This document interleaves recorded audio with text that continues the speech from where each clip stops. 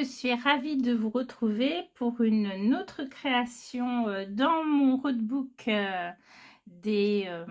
non, plutôt road trip des doudous de Chou-Flower. Oui, on peut dire que c'est un roadbook.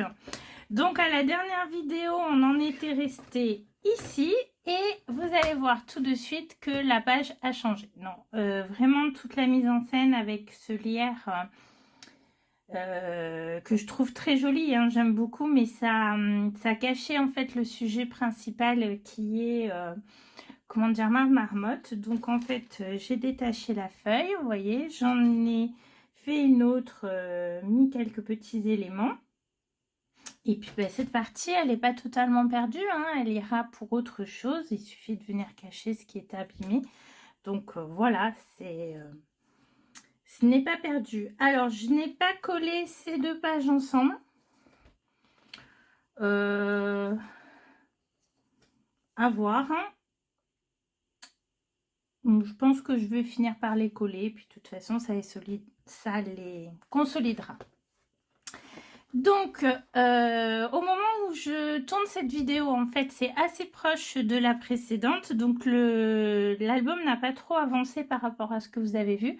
Parce qu'en fait, on fait toujours les vidéos où on programme le blog assez en avance. Et puis, ben, comme là, je vais partir quelques jours, pas longtemps, chez ma maman pour son anniversaire, ben, du coup j'ai pris un petit peu d'avance plutôt que d'attendre d'être rentrée, de tout faire en catastrophe. Donc aujourd'hui on va faire de l'aquarelle, mais je vous rassure, pour les gens qui sont nuls en dessin ou même dans certaines techniques d'aquarelle, on va utiliser les tampons pour faire cet effet de reflet dans le lac que vous avez ici. Voilà, je vais vous montrer en fait comment j'ai fait. Alors j'espère que je vais réussir à refaire cet effet. Mais voilà. Et donc c'est une page qui va venir se placer plutôt ici. Alors, en passant, je vous montre un petit peu. L'album fait 20 cm de long et parfois j'ai des pages qui sont un petit peu plus longues. Donc dans ces cas-là, quand je sais qu'il va y avoir un rabat, je fais un repère au niveau des 20 cm pour être sûre de ne rien coller. Pas mettre d'éléments supplémentaires qui va être collé parce qu'alors ça deviendra difficile à plier parce que c'est quand même du papier aquarelle en 300 grammes. En général, les éléments que je rajoute, c'est aussi du papier aquarelle 300 grammes qui est détouré. Donc voilà. J'essaye toujours de me repérer et aussi je fais les trous à l'avance pour éviter, et ça je le fais aussi avec les albums à anneaux, avec mon racontement, pour éviter de, comment dire, de coller des embellissements là où je vais faire les trous, tout simplement. Allez, je rezoome pour vous montrer un petit peu ce que j'ai préparé. On va encore avoir cet effet avec ce tampon carte postale qui vient de la planche. Il est où? Ah bah oui, j'ai posé l'album dessus, donc forcément ça va pas le faire. Donc qui vient de la planche Caravane de la collection Un air ensoleillé. Voilà. Que j'ai tamponné à la Versafine noire, tout comme cet arbre qui vient lui par contre d'une planche de tampon de Holden Create, c'est la 1044, hashtag 1044, vous voyez. Voilà, donc quand on est nul en dessin, même si personnellement je préfère faire ce style d'arbre à l'aquarelle que les sapins, moi je sais pas faire les sapins, c'est une catastrophe. Peut-être qu'un jour j'y arriverai, mais bon bref. Donc quand on n'est pas très doué en dessin, au moins c'est ça, comment dire, on peut faire un effet art journal aquarelle sans pour autant avoir dessiné. Et donc pour donner cet effet, donc un petit village de montagne, bon petit village, là il n'y a que l'église apparente, la montagne, donc l'église, que je vous montre quand même les tampons, vient de cette planche qui est la planche noce de la collection Un air de mariage. Et bien sûr, ma chouchoute d'entre toutes, la planche sapin et montagne. Donc j'ai tamponné celui-ci ici, j'ai tamponné une première série de sapins et en fait ce que j'ai fait au crayon, de façon très légère, je suis venue dessiner un effet de lac Donc un lac qui va être près des montagnes et ici. Et puis là aussi, il y a un petit effet de butte. On viendra mettre quelques arbres ici. Et au bout de cette butte, de ce chemin, il y a cet arbre qui donc est plus près de nous et donc plus grand. Un petit peu d'un effet de perspective. Voilà. Cette planche, on la garde à portée de main parce qu'on va en avoir besoin pour au cours du travail. J'ai mes petits doudous chauds à proximité. Je ne les ai pas encore tamponnés, je verrai. Si je les travaille et je viens les rajouter dans la scène plus tard. J'avais très envie quand même de mettre quelque part ce beau sac à dos de la planche marmotte. Alors, entre-temps, Lydie nous a montré les compléments à l'ancienne collection comme la collection Un air montagnard. Mais comme elle venait à peine de recevoir les planches, ben, je les ai pas reçues. Et du coup, je pouvais pas attendre de les recevoir pour vous faire la vidéo. Donc, ça viendra compléter et vous les verrez quand même dans mon art journal. Donc ça, c'est pour les tampons. Qu'est-ce que j'ai utilisé comme encre? La Versafine Claire Nocturne et, qui est devenue une de mes favorites, la Dune de Sable, parce que elle a cet effet clair, et notamment pour les montagnes, même si j'aurais pu utiliser peut-être une des bleues. Il faudrait que j'essaye là la Arctique pour la montagne, parce qu'en fait, on va faire quand même un effet de perspective, et les montagnes étant plus loin, elles vont être travaillées de façon plus claire, comme vous en doutez. À portée de main, j'ai pris deux Distress Oxide, la Evergreen Boat et la Rustic Wilderness. Ça va être pour les sapins. Je me suis mis aussi de côté ces tampons All & Create pour toujours le côté altéré que j'aime bien rajouter, côté art journal. Et vous voyez, quand je disais je commande et je me sers pas de tout, ben en fait je les ai encore pas ouverts. J'ai également pris, toujours pour le côté altéré, ce pochoir de la Fée du Scrap. Alors, il y en a qui vont me dire, je ne sais pas si vous allez voir grand chose. Ça fait marin. Ah, il est mieux là.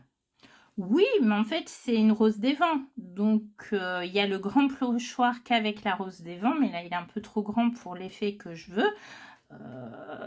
Là, c'est des petits, donc c'est intéressant. Voilà un petit peu le matériel qu'on a à proximité. Et bien sûr, tout ce qu'il faut pour faire de l'aquarelle.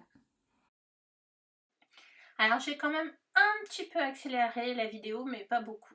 Je viens faire le ciel, mais je le fais quand même assez léger parce que je ne veux pas que ce soit le centre d'intérêt de ma page. J'utilise tout simplement des restes de couleurs qui se trouvent sur ma palette. Hein. C'est souvent ce que font les aquarellistes. Ils nettoient pas leur palette, surtout quand ils travaillent toujours un petit peu dans les mêmes couleurs. Alors, je vais vous en parler vite fait maintenant parce qu'il n'y a rien de particulier pour le ciel. Là, c'est ma palette Sennelier. J'ai une palette, oui, Daniel Smith, une palette Isaro, etc. Je vais certainement recomposer entièrement cette palette en mettant surtout les couleurs que je préfère et que j'utilise le plus. Parce que là, en profitant des soldes et des ventes privées sur la Fée, j'ai complété un petit peu ma collection. Je lis également le livre de Jenny Illustration sur les forêts. Du coup, voilà. Je vous en reparlerai certainement la prochaine fois. Donc, voilà un petit peu les montagnes. Ben, tout simplement, je viens travailler les ombres. Alors, justement, avec une aquarelle de Daniel Smith, je vais utiliser à la fois du gris de Pain de Sennelier, très dilué, et la Bloodstone Genuine. Je vais mettre un petit peu ce jaune, enfin il ressort jaune, mais c'est du style de grain vert de Sennelier. Donc voilà, je joue avec les couleurs, avec les ombres, pour faire un effet de montagne qui doit rester très léger, parce qu'en fait, elle se trouve au loin et avec la perspective, les montagnes normalement sont moins nettes, les couleurs sont moins vives. Et puis, ben, un petit peu de verdure. C'est là que j'aurais pu réfléchir un petit peu plus longtemps d'ailleurs pour la façon de travailler mon sol au niveau de la perspective en variant quand même mes verts. Bon là c'est vrai que je joue entre différents verts pour de toute façon placer une première couche. Là on est sur la première couche qui est claire. Et puis je viens faire le lac. Donc d'abord je mouille mon lac en essayant de me rapprocher de la ligne de l'herbe mais sans la toucher. Et je vais mettre le bleu que j'ai utilisé pour le ciel dans lequel j'ai rajouté un peu de vert émeraude pour qu'il soit un peu plus bleu-vert. Pour qu'il soit un bleu qui s'accorde avec le ciel tout en étant légèrement différent. Donc vous voyez, je viens le placer, je crée des ombres, il y a des zones qui vont être claires, des zones plus foncées. Et pendant que c'est humide, je vais venir tamponner mes petits sapins.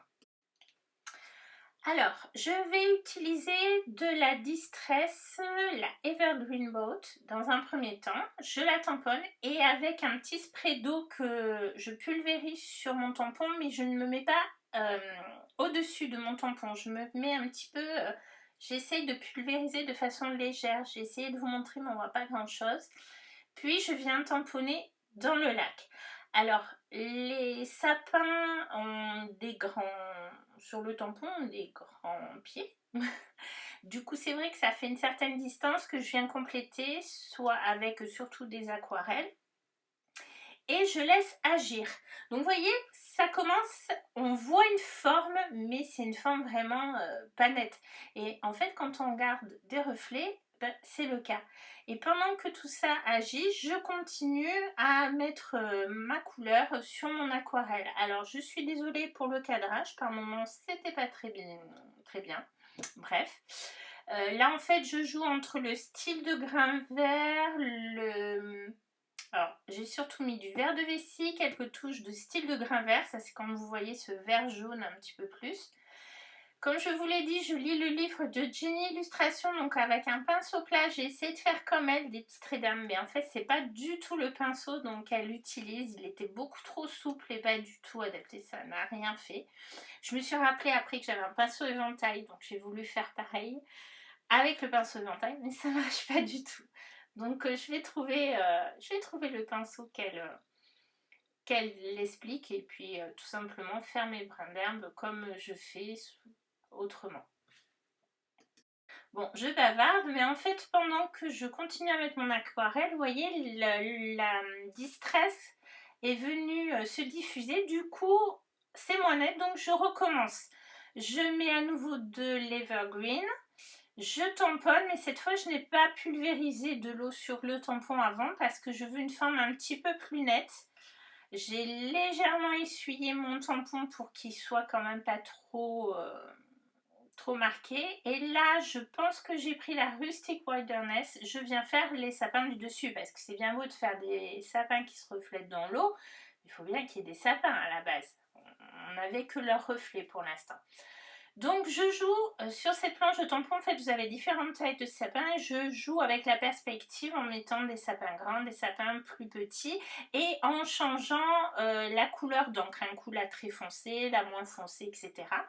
Et vous allez voir qu'ensuite je vais venir retravailler un peu avec de l'eau, avec de l'aquarelle et notamment la base au niveau de mon reflet. Mais je ne vais plus toucher le reflet en lui-même, la partie qui s'est étalée dans l'eau.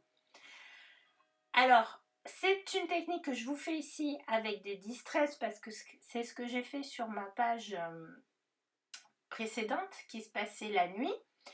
Mais vous pouvez aussi le faire en mettant de l'aquarelle sur vos tampons.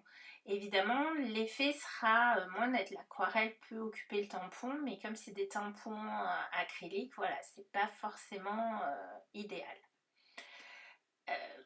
Mais c'est un effet différent. Là, mon erreur, ça a été quand même d'utiliser des stress oxydes, mais je vous en reparlerai à la fin. Bon, bah écoutez, pour le reste, je vous laisse en musique. Et puis donc, comme je vous l'ai dit, je vous retrouve à la fin pour la conclusion.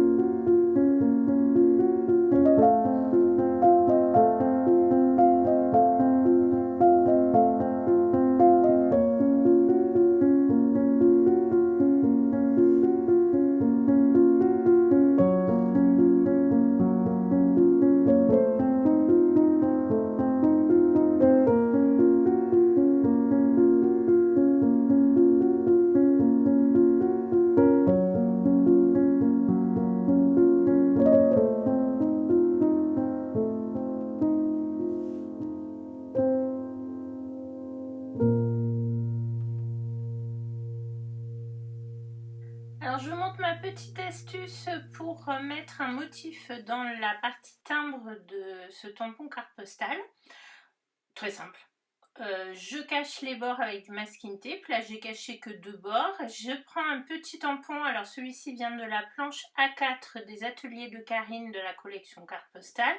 Mais avec la nouvelle collection Un air de voyage de la fée du scrap, il va y avoir plein de petits tampons qu'on pourra mettre dans ce timbre. Voilà, c'est tout simple. Voilà le résultat final. Bah écoutez, le rendu est pas mal.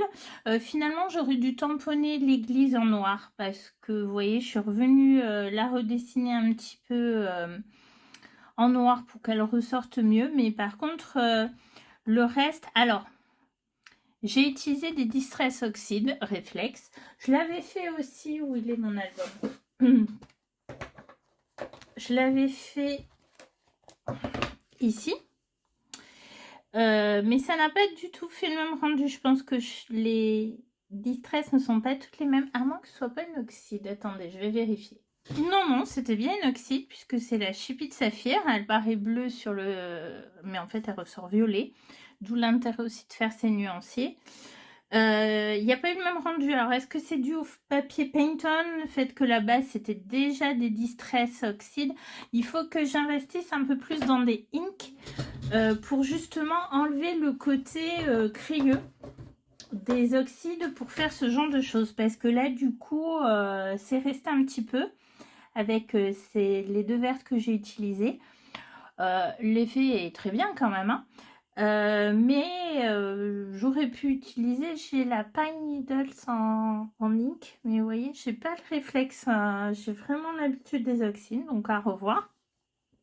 J'aime bien l'effet de la montagne, donc avec cette Versafine claire, qui évite d'utiliser la Distress Oxide, comme je vous avais montré lors d'un tuto de cartes de Noël. Parce que du coup, elle va rester, elle va pas s'effacer. Bon, après, c'est un effet. Les sapins ici, c'était moins évident. Vous avez vu, même avec une base, je sais pas faire les sapins. Bref, c'est vraiment pas un truc. J'ai rajouté 2 sapins ici. J'aurais pu même faire d'autres sapins de différentes tailles pour jouer, mais enfin bon, je voulais pas trop habiller. Je suis venue mettre une plante ici qui vient alors d'une planche de la collection Un air de mariage. Vous voyez pas, mais il y a un bazar sur mon bureau. Ah bah celle avec l'église, donc la planche noce. Voilà, donc je suis venue repasser par dessus, mais c'est vrai que à faire à l'avenir de prévoir de la tamponner avant. Toujours ces très beaux gypsophiles de la planche Mon beau sapin de la collection Un air de Noël gourmand, qui du coup pour faire des petites herbes légères apporter un peu de lumière dans votre création, c'est un tampon qui est parfait.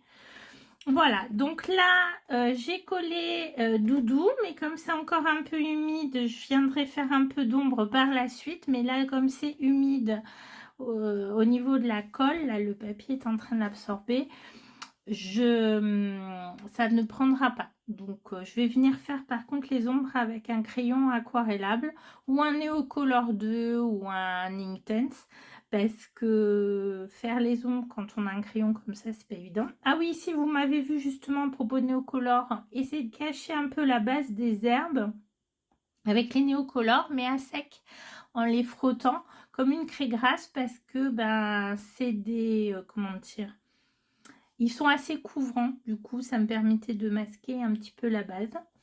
Et ici donc ce travail du tampon. Alors ce papier, ce n'est pas mon papier d'habitude j'utilisais, j'ai un grand bloc de papier 100% coton de la marque Gerstacker, qui est la marque du Géant des Beaux-Arts, que j'aimais beaucoup, mais ils ont changé la formule, la composition de leur papier, du coup il est moins bien, d'après le retour de plein d'aquarellistes et également de Anne-Lise. Donc moi j'utilise mon bloc acheté avant, du coup j'ai tenté un d'Albe 100% coton pour un bon rapport qualité-prix, toujours grain fin. Il est très bien pour l'aquarelle, mais pour rajouter des touches de crayon, je le trouve moins pratique que le Gerstacker. C'est dommage. Faut que je voie avec le Clairefontaine grain fin. Alors plutôt du grain fin. C'est vrai que l'idéal c'est le satiné, mais le satiné, j'ai un peu du mal. Il faudrait, hein, j'ai plusieurs blocs de satiné, donc il faudrait que je m'en serve. Voilà, voilà. Quoi dire d'autre? Je vais peut-être reprendre au stylo waterproof les gypsophiles et le tronc de l'arbre, tranquillement.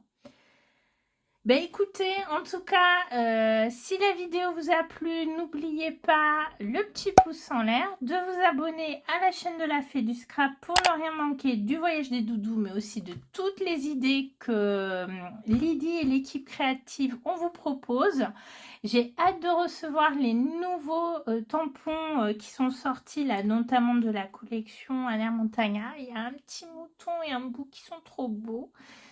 Donc, vous savez ce que vous allez voir prochainement. Et puis, ben, à cause des idées de Lydie, les doudous, ils vont pas rester à la montagne tout le temps. Ils vont partir ailleurs. Alors, allez-y, en commentaire, essayez de deviner. Donc, par rapport aux nouveautés qui sont sorties, est-ce qu'ils retournent au Maroc? Est-ce qu'ils vont en Grèce? Est-ce qu'ils restent en France pour aller visiter la Provence? Je vous laisse deviner. Et en tout cas, je vous remercie beaucoup de votre enthousiasme, de vos gentils commentaires. Comme toujours, si vous avez des questions, n'oubliez pas de les poser. Et puis, je vous dis à bientôt pour la suite de ce beau voyage.